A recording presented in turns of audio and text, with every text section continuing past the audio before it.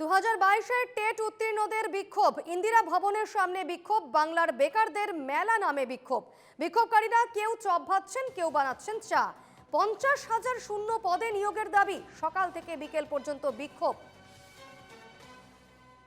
আমাদের সঙ্গে এই মুহূর্তে সরাসরি রয়েছেন প্রতিনিধি বিউ। আমি বিউয়ের কাছে যাব। বিউ, কি ছবি এই মুহূর্তে একেবারে যেটা দেখতে পাচ্ছি আমরা, কেউ চপ ভাজছেন, কেউ চা বানাচ্ছেন, কি ছবি এই মুহূর্তে? একদমই দীপর্ণা, এই মুহূর্তে আমরা রয়েছি ইন্দিরা ভবনের সামনেই। সকাল থেকেই 2022-এর টেট উত্তীর্ণ যারা চাকরি প্রার্থীরা রয়েছে তারা এখানেই অভিনবভাবে বিক্ষোভ দেখাচ্ছেন। তুমি দেখতে পাচ্ছ এই ছবিটা, আমি দেখাতে বলবো ভিডিও জার্নালিস্ট শুভজিৎকে, যে কেউ বেগুনি ভাজছে, তো কেউ আবার চা বিক্রি করছে, কেউ পাঁপড় ভাজছেন, কেউ আবার দেখতে পাচ্ছ ডিম, রুটি, তরকারি এগুলো ভাজছেন, আলুর তরকারি, এবং পাশেই রয়েছে কেউ ছোলা বিক্রি করছে। বিশেষভাবে সক্ষম এক টেট উত্তীর্ণ চাকরি প্রার্থী, সেও হাতে বাদাম বিক্রি করছেন। তো তাদের এই অভিনব ভাবনা মুখ্যমন্ত্রীর দৃষ্টি আকর্ষণ করতে আজকে এই তাদের অবস্থান বিক্ষোভ সকাল 11:30 থেকে তারা এখানে বসেছেন, বিকেল পর্যন্ত এই অবস্থান বিক্ষোভ চালিয়ে যাবে। এবং এই যে বেগুনি বিক্রি করছে, এখানে লেখা আছে আয়েশা খাতুন, পূর্ব বর্ধমান জেলা থেকে, শিক্ষাগত যোগ্যতা বিএড, ডিএলএড এবং 2022-এ প্রাইমারি টেট কোয়ালিফাইড, তিনি চপের দোকান করেছেন। আমরা কথা বলে নেওয়ার চেষ্টা করবো।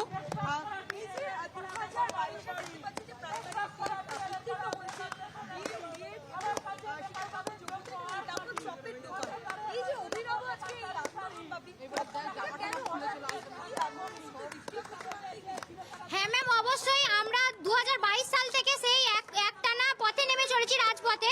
আমাদের ইন্টারভিউ নোটিফিকেশন আসছে না, দীর্ঘ 5 বছরের হয়ে গেল, তো আমরা নোটিফিকেশন পাচ্ছি না। সেই জন্যই আমাদের এই ম্যাম, যেহেতু আমাদের মাননীয় মুখ্যমন্ত্রী উনি বলেন যে চপ শিল্প করো, চা শিল্প করো, সেক্ষেত্রে ওনার দৃষ্টি আকর্ষণের জন্যই আজকে এই বেকার মেলাতে আমরা চপের দোকান দিয়েছি।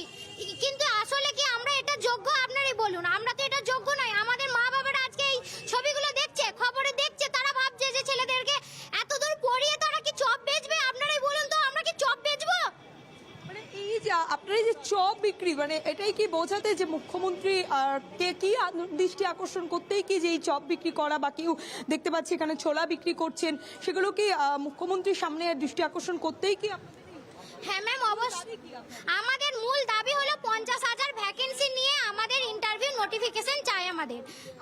দীপর্ণা, দেখতে পাচ্ছ এখানে ছবি, এটা কেউ পাঁপড় ভাজছেন, কেউ আবার চা বিক্রি করছে। যে তাদের একটাই দাবি যে মুখ্যমন্ত্রী মমতা বন্দ্যোপাধ্যায় যাতে দ্রুত তাদের এই যারা চাকরিতে উত্তীর্ণ রয়েছে তাদের খুব দ্রুত নিয়োগ করুক, সেই দাবি নিয়ে আজকে তারা এই বেকার মেলা বলে নাম দিয়েছে, এখানে তারা অবস্থান বিক্ষোভে বসে রয়েছেন। দীপর্ণা, বিউ, সেক্ষেত্রে তাদের এই বিক্ষোভ কতক্ষণ চলবে? মূলত কি দাবি রয়েছে তাদের, এবং তাদের দাবি যদি মানা না হয় তাহলে তাদের পরবর্তী পদক্ষেপ কি হবে? আমরা কথা বলে নেওয়ার চেষ্টা করব। আপনাদের আজকে যে এই বিক্ষোভ, সেটা কতক্ষণ পর্যন্ত চলবে? বেলা 5টা পর্যন্ত আমরা এই বিক্ষোভটা করব। তো মাননীয় মুখ্যমন্ত্রীর কাছে আমাদের একমাত্র অনুরোধ, দিদি আপনার হাত ধরছি, হাত জোর করে বলছি, আমরা আগামী 2026 বিধানসভা ইলেকশনে আমরা একটা ভোট কর্মী হিসেবে যেতে চাই দিদি। আমরা রাস্তায় এই ভিক্ষার ঝুলি নিয়ে আবার বসে থাকতে চাই না, যদি বেগুন বেচতে চাই না দিদি। আমরা অনেক কষ্ট করে, আমার বাবা মা জমি বিক্রি করে আজকে ডিএলএড করিয়েছে। আমরা স্বচ্ছভাবে দিদি টেট পাস করছি দিদি, আমরা ঘুষ দিয়ে লক্ষ লক্ষ টাকা দিয়ে দিদি আমরা এই টেট কিন্তু পাস করিনি দিদি। সেই জন্য আমরা ঘুষ দিতে পারিনি বলে আপনি হয়তো আমাদের দিকে দেখছেন না। আমি চাই দিদি আপনি দয়া করে আগামীকাল রাজ্য বাজেটে আমাদের প্রাথমিকের জন্য 50,000 সিট বরাদ্দ রাখুন, আপনি ঘোষণা রাখুন সবার সামনে। এই অনুরোধ আমরা 2022 টেট পাস ঐক্যমঞ্চের কাছ থেকে আমরা অনুরোধ করছি আপনার কাছে। যদি আপনাদের এই কথা না শোনায়, পরবর্তীতে আপনারা কি ভাবনা চিন্তা রয়েছে? পরবর্তীতে কি আরো বৃহত্তর আন্দোলন? অবশ্যই আমরা আরো বৃহত্তম আন্দোলনে যাব। আগামী বিধানসভার আগে আমরা আরো বিধানসভা আরো বড় ধরনের আন্দোলনে যাব, অনশন করব আমরা।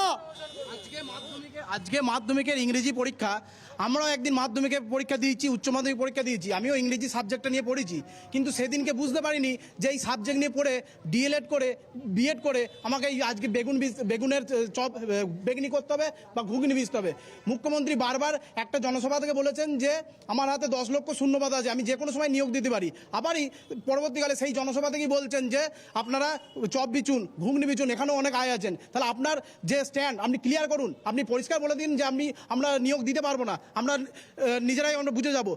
আজকে অন্যান্য রাজ্যে নিয়োগ হচ্ছে, বিহারে নিয়োগ হচ্ছে, ঝাড়খণ্ডে নিয়োগ হচ্ছে, কিন্তু পশ্চিমবঙ্গে নিয়োগের বেলায় প্রতিশ্রুতি আর প্রতিশ্রুতি, সেই প্রতিশ্রুতি ফলশ্রুতি হচ্ছে না। একদমই দেখো এই মুহূর্তে আমরা দেখতে পেলাম এখানে সমস্ত চাকরিপ্রার্থী তাদের একটাই যে প্রতিশ্রুতি নয়, খুব দ্রুতই তাদেরকে নিয়োগ করতে হবে একেবারে এবং যদি প্রতিশ্রুতি তাদের নয়, এই নিয়োগ চায় 2022-এর টেট উত্তীর্ণরা, এবং স্বাভাবিকভাবেই তারা এই মুহূর্তে বিক্ষোভ দেখাচ্ছেন। কেউ বা চপ ভাজছেন, কেউ বা বেগুনি ভাজছেন, কেউ আবার চা বানিয়ে বিক্রি করছেন। আমাদের প্রতিনিধি বিউ আমাদের সঙ্গে সরাসরি ছিলেন। বিউ, তোমাকে আপাতত ধন্যবাদ।